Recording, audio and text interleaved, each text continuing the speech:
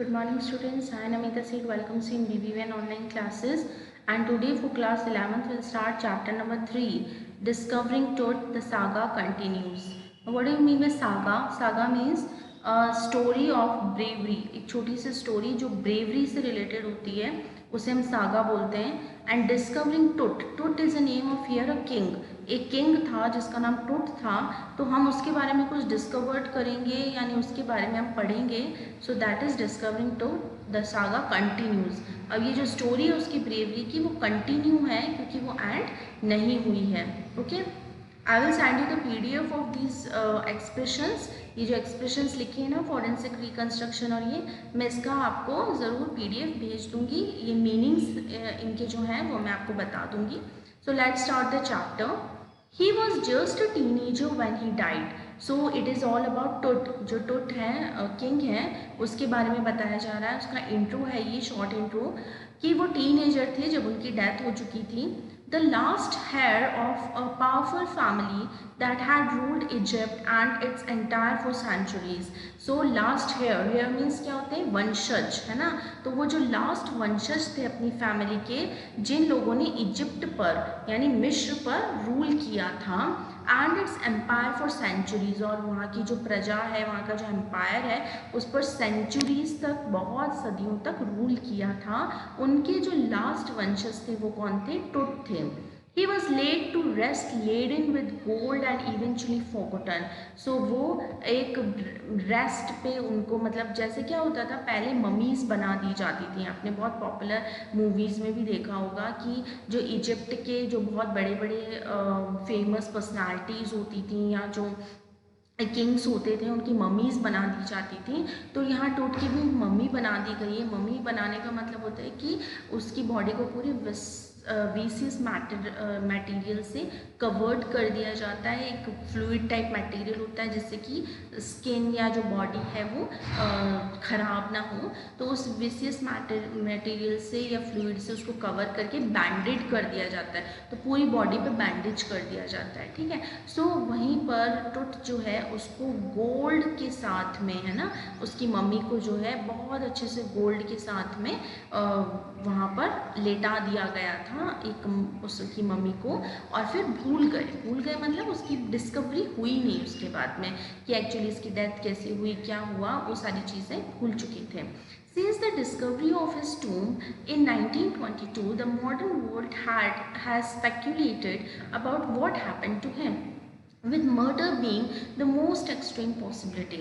So again when the tomb it was discovered, जब उसके वापस को tomb यानी जहाँ पर उसे दफनाया गया था 1922 में उसे डिस्कवर अगेन किया गया था और दुनिया को ये दिखा दिया गया कि actually what was the main cause of his death, whether he was murdered or that was a suicide. तो मर्डर की बहुत ज़्यादा पॉसिबिलिटी सामने आ रही थी because he was at his young age and that is why जब उनकी body आई सामने तो मोस्ट एक्सट्रीम पॉसिबिलिटी किसकी थी, मर्डर की थी. Now leaving his tomb for the first time in almost 80 years, Tut has undergone a CT scan that offers new clues about his life and death and provides precise data for an accurate forensic reconstruction of the boyish pharaoh.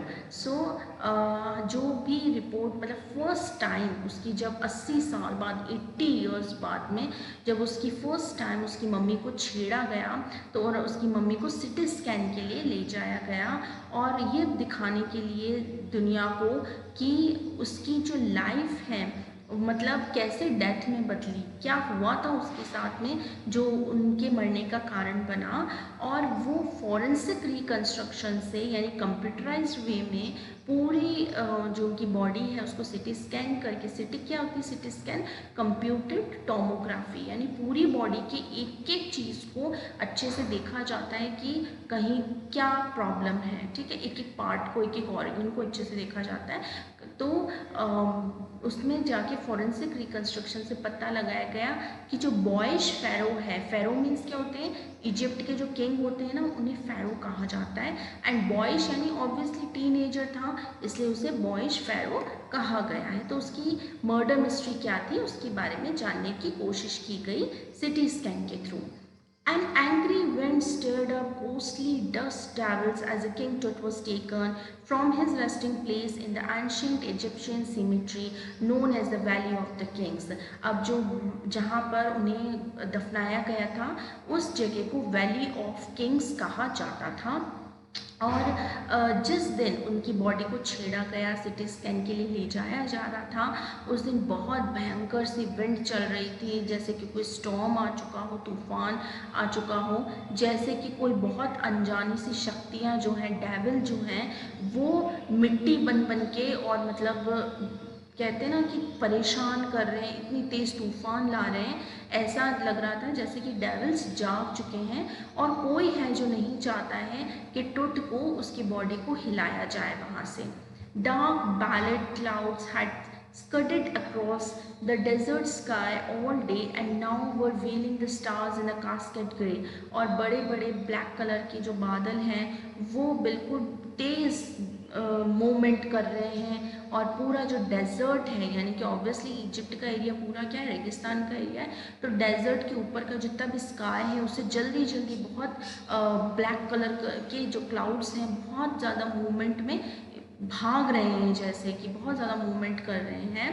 और now were veiling the stars in casket grey, और ऐसा लग रहा है कि जहाँ की बिल्कुल वहाँ का जो इन्वायरमेंट है वो कैसे हो चुका है, डार्क हो चुका है, यानी कि अंधेरा छा चुका है।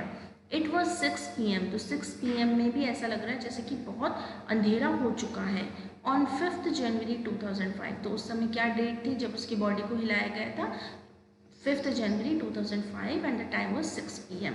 The world's most famous mummy glided head first into a CT scanner brought here to probe the lingering medical mysteries of this little understood young ruler who died more than 3,300 years ago. तो most famous world का जो mummy है वो पहली बार CT scan के लिए ले जाई जा रही थी, जो कि मेडिकल मिस्ट्री वो खोज रही थी कि एक्चुअली इनकी डेथ का कारण क्या है, कि why the young ruler had died so young, and जो कि 3,300 साल पहले ईयर्स पहले मर चुके हैं, ठीक है ना।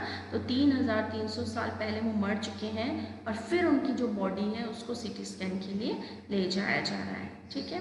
So this is it and will continue the chapter in the next video. Till than happy learning.